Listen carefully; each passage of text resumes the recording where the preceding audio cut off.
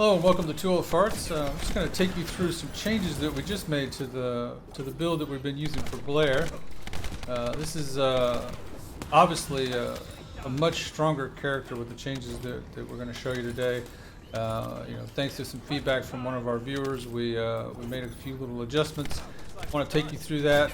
Essentially, the adjustments meant that we could get a bit more survivability and a bit more damage out of the build. So without further ado, we'll just walk you through that. Sit back, relax, and enjoy the gameplay, and we'll come back to you with the build here in just a few minutes.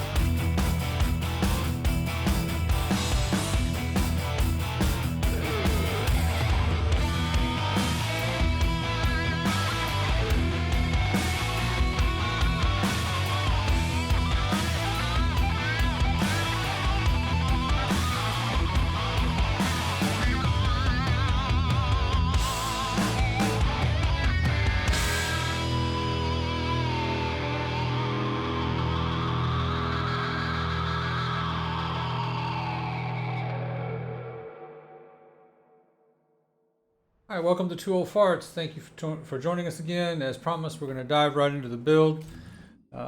This build has been updated, because we did this recently actually, and but during some feedback that we got from one of our viewers, we noticed a flaw in our build, so we wanted to go ahead and correct that and get this change out to you. It revolves around Classic Chef. This Classic Chef build. The Descendant mod itself increases the skill critical hit rate to 7 based on the flame zone count. Using Deadly Cuisine increases the number of flame zones created to 5. And to be honest, I'll be honest, I really didn't understand what this was doing as well as one of our viewers did. So you can't see this change until you're actually in combat, so I will try and show some of that here shortly. But the change happens, you look here, right? The critical hit rate that we currently have is about 43%. But what this mod allows you to do is once you lay down those flame zones, it allows you to get it above 100% even. So I'll show that to you in some gameplay footage that we have here. You can see now that what we're doing is, we're laying down our flame zones, we're throwing our fourth ability, and as we do this, it increases the flame zones on the ground. I can then recall those flame zones, but recalling them is not necessary. Putting them down is what's necessary. And now, as you see, when we go into the percentage now and look at it, while that flame zone is active, we've gone, upwards of 90% and into up above 100%, just simply by putting all of that down. So what that tells you is there's no need to go beyond critical skill insight and skill concentration. Skill insight gives you the skill critical hit rate of plus 115.4%, and skill concentration gives you that plus 115.4%. And with these two mods, we're able to get to where we need to be. So there's no need for front lines. We don't need any of the additional um, critical hit mods at all. So front lines and emergency measures would be wasted in this build, as was pointed out. So essentially, we're able to repurpose those two mods, or alternatively, you could have those two mods and get rid of skill insight and skill concentration. But for me, I chose to go this route. Now, that means we can do a couple things to make things a little bit more comfortable. One of the problems we were having with this build was survivability, and so what we chose to do is try and work on giving ourselves a bit more survivability in the build. One of those things was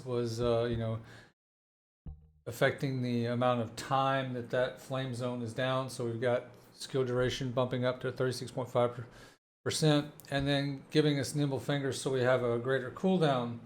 You say, well, how does this aid survivability? Well, there's two ways to approach survivability. You can go tankiness, or you can go with creating more offense is a defense type of situation. So the more offense we have, the more things are dying, the more health we can pick up on the ground, the greater survivability. And you can see from the gameplay that we're rolling now that we can keep the flame zones going repetitively. So we can keep spamming our first ability, we can spam our third ability, and we can just alternate between the two, and we can just really lock down everything. Occasionally throw in our fourth ability to increase the number of flame zones out there, or to take out a mini boss, or anything that's in the way. And so you can see from what we're doing here that it's very effective in 400% content, very effective in like the Albion wave-based activities in the Fortress, for instance. You can see from this gameplay that we're soloing that 400%. I'm sorry, soloing that Fortress activity at the highest levels. So certainly this build can hold its own, both from a in-game content standpoint, but also just general mobbing in any type of activity.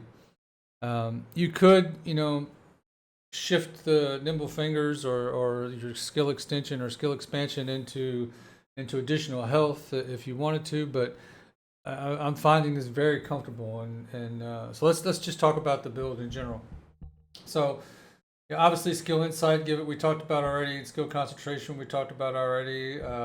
Focus on dimension is just giving us additional power and aiding to that cooldown so that we can keep spamming those abilities. MP conversion is doing the same thing, and we're never struggling for MP. That was never a problem. Focus on fire, again, with increased skill firepower, and then skill cooldown. Increased HP for that survivability we were talking about. Expansion for additional range, and extension for additional duration. Nimble fingers for even more cooldown, so that we're just able to just keep going crazy with those skills. And then decimator. This means when we're defeating an enemy inflicted with debuffs, our skill power modifier plus 5% per defeated enemy for 10 seconds stacks up to 10 times. So 10 times 5, obviously 50% buff to our total bonus damage is huge. It's absolutely amazing. So you can see from the footage that we rolled earlier that we're getting critical hits almost consistently, and at the same time they're hitting for 50% more. We have our bonuses on the focus on dimension and focus on fire. So it's a tremendously powerful build, really, for Blair. And so certainly this is the mobbing build for Blair, and it outpaces some of the ultimates that I've run through, some of this 400% content. So very exciting build, and certainly makes me feel a bit better about the character.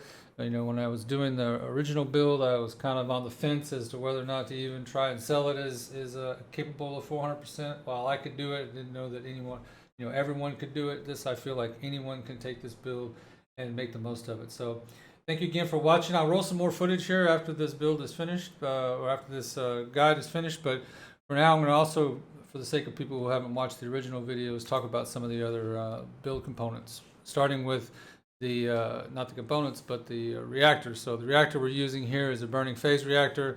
Not the perfect role for weapon that I started with, but I did put Enduring Legacy and Greg's Reverse Fate. I think these are both great weapons, and they synergize well with his fire build. We've got fire skill power boost ratio and dimension skill power boost ratio because his skills are dimension skills, and we have fire skill power boost ratio down here on the bottom, and you can see that's 0.079% or 7%, 7.9, almost 8% bonus to our fire skill power boost ratio. And then skill effect range, obviously expanding that range even further with 0.243, so 24, almost 25% skill effect range. So very exciting addition there. From there, we can go down to the components. We are using two pieces of two different sets here. We're using the Annihilation set to give MP recovery out of combat, max HP, and defense. Again, just some survivability, but also some duration. So we're keeping those fire zones down on the ground and keeping things kind of locked down. We're using the volcanic sensor because the volcanic set gives him fire skill power. The bonus, the other bonus parts of the set with the handgun. If you're big into handguns, I'm not, or shotguns, this would be a good build. But I'm certainly not running those weapons, so I just chose to go with two pieces. And I'm looking for max HP here, max MP. MP recovery in combat, although you see we weren't really starving too much for that, but we are getting a lot of recovery. And then MP recovery modifier on the memory as well, with shield recovery in combat. And again, this is to get that fire skill. And then the second piece of the Annihilation set is the processor. We've got max HP there again, so again more survivability, shield recovery modifier, and max shield. So again, we're just really kind of looking to make him a little stronger, because that's what I saw was that there was some weakness there. So changed out some of the components to build on that, and that's where we left off. As far as weapons are concerned, we are using Enduring Legacy. I love this gun. This is the build we're using. We're using the fire side of the build. So if you wanted to take a look at that, there it is. And then we're using Greg's Reverse Fate. Although you saw during the gameplay, I didn't pull this out. So Enduring Legacy was good. And in reality, I very rarely use Enduring Legacy unless I need to clean up a mod or shoot something that was further away than my skills could reach. So this is the build again. I'll roll some more gameplay. Thanks for watching. Don't forget to like and subscribe, and we will see you in the next one.